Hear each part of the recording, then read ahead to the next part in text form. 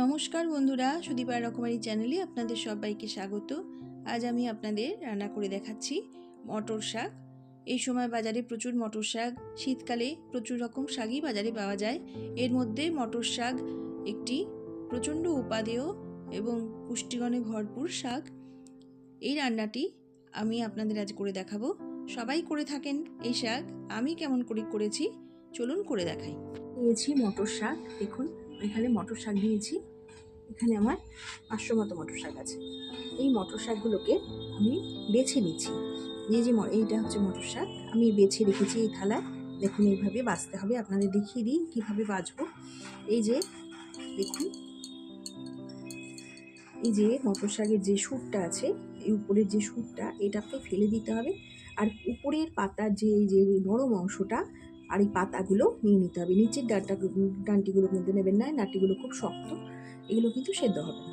সেই জন্যে উপরের যে নরম অংশটুকু সেইটুকু আর পাতাগুলো নিয়ে নিতে হবে, আর এই সুরটাও ফেলে দিতে হবে। এবার আমি গ্যাসে বসিয়ে দিয়েছি কড়াই। এখানে আমি দিয়ে দিচ্ছি সর্ষের তেল, দিয়ে দেব একটা ছোট বেগুন।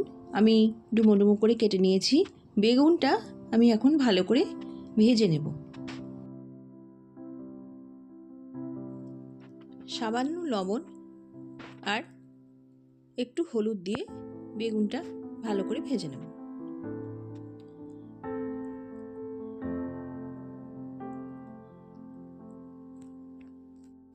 বেগুনটা ভাজা হয়ে গেছে, এবার বেগুনটা তুলে নেব। আবার গ্যাসে কড়াই বসিয়ে দিলাম। এবারে আমি যে মটর শাকটা কুচি করে কেটে রেখেছি সেই মটর শাকটা এখন কড়াইতে দিয়ে দেব। কড়াই শুকনো অবস্থাতেই মটর শাকটা আমি কড়াইতে দিয়ে দিলাম। এবারে মটর শাকটা আমি সামান্য লবণ আর হলুদ দিয়ে ভালো করে নেড়ে ঢেকে দেব।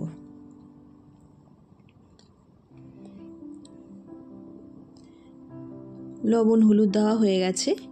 এবারে ভালো করে নেড়ে নিয়ে গ্যাসের আঁচটা কমিয়ে রেখে আমি ঢেকে দেব। আমি এর মধ্যে 4টে কাঁচা লঙ্কা চিড়ে দিয়ে দিলাম। ভালো করে নেড়ে নিচ্ছি। দেখুন আমি এবার একটি ঢাকনা দিয়ে ঢেকে দিচ্ছি। 3 মিনিট বাদে আমি ঢাকনা খুলে চলে এলাম। দেখুন মটর শাকটা কতটা জল বেরিয়েছে, আমি কিন্তু একটুও জল দিইনি। জলটাকে টানিয়ে নিলাম, এইভাবে জলটা টানিয়ে নিতে হবে। দেখুন জলটা কমে গেছে। টাটকা কচি মটর শাক, সেই জন্যেই প্রচুর জল বেরিয়েছে। এবারে মটর শাকটা আমি গ্যাস থেকে নামিয়ে নিয়ে আবার কড়াই বসিয়ে দিলাম। দিয়ে দিচ্ছি সর্ষের তেল, পরিমাণ মতো সর্ষের তেল দিয়ে এবার আমি অল্প কটা বড়ি ভেজে নেব। তেলটা গরম হয়ে গেছে, বড়িগুলো দিয়ে দিলাম। বড়িগুলোকে ভালো করে লাল করে ভেজে নিচ্ছি। এগুলোই বিউলির ডালের বড়ি। বড়িগুলো ভাজা হয়ে গেছে, আমি তুলে নিচ্ছি। ওই তেলের মধ্যে আমি আরও একটু তেল দিয়ে দিচ্ছি, খুবই অল্প তেল দেবো। এবার দিয়ে দেব 2টো শুকনো লঙ্কা টুকরো করে নিয়েছি, আর দেব অল্প একটু কালো জিরে। কালো জিরে শুকনো লঙ্কার ভাজা গন্ধ বেরোলে ফোড়নের আমি ওর মধ্যে এবারে দিয়ে দিচ্ছি আদা বাটা। আদা বাটা বড় চা চামচের 1 চামচ আদা আমি বেটে নিয়েছি, দিয়ে দিলাম। আদা বাটাটা 1 মিনিট ধরে আমি ভালো করে ভেজে নেব, যাতে কাঁচা গন্ধটা চলে যায়। দেখুন ভাজা হয়ে গেছে, আদাটার কাঁচা গন্ধ চলে গেছে। আমি ভেজে নিলাম 1 মিনিট ধরে। এবার আদা বাটার মধ্যে আমি সেদ্ধ করে রাখা শাকটা দিয়ে দিলাম। শাকটা দিয়ে আদার সাথে ভালো করে মিশিয়ে নেব। এবার আমি এর মধ্যে দিয়ে দেব যে বেগুনটা আমি ভেজে রেখেছিলাম সেই বেগুনটা দেওয়া হয়ে গেছে। শাকের সাথে ভালো করে মিশিয়ে নিচ্ছি। এবারে শাকটা আর বেগুনটা ভালো করে মিশিয়ে নিয়েছি। দেখুন শাকটা কতটা মজে এসেছে, অনেকটাই কমে গেছে। এবার আমি যে বড়িগুলো ভেজে রেখেছিলাম সেই বড়িগুলো এখন দিয়ে দেব। বড়িগুলো আমি টুকরো করে নিয়েছি, বড়িগুলো দিয়ে দিলাম। এইভাবে শীতকালে মটর শাক আপনারা খেয়ে দেখবেন বন্ধুরা। যারা খাননি তাদের বলছি, যারা খেয়েছেন তারা তো জানেনই। দিয়ে দিলাম স্বাদের জন্যে একটু সামান্য চিনি। এটা যদি আপনাদের আপত্তি থাকে তাহলে দেবেন না, শাকের মধ্যে একটু চিনি দিলে ভালো লাগে বলে সামান্য চিনি আমি দিলাম। সব কিছু ভালো করে মিশিয়ে নিয়েছি। শাকটা তৈরি হয়ে গেছে। এবার আমি গ্যাসটা অফ করে দেব। তার আগে আমি এখানে দিয়ে দেব 2 পলা কাঁচা সর্ষের তেল।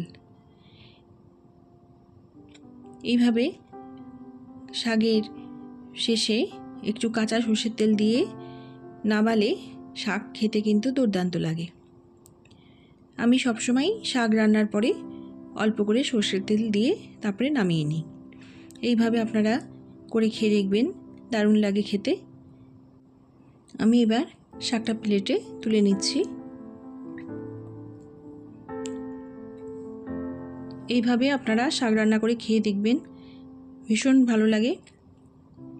শীতের সময় এখন এরকম করে মটর শাক যদি ভাতের প্রথম পাতে থাকে তাহলে খাওয়াটা সত্যি দুর্দান্ত লাগে। এতক্ষণ যে সমস্ত বন্ধুরা ধৈর্য ধরে আমার সাথে রয়েছেন তাদের জানাই অসংখ্য ধন্যবাদ। সবাই খুব ভালো থাকবেন, সুস্থ থাকবেন। আমি আবার একটি নতুন ভিডিও নিয়ে আপনাদের সামনে চলে আসব। ততক্ষণ সবাই ভালো থাকুন। নমস্কার।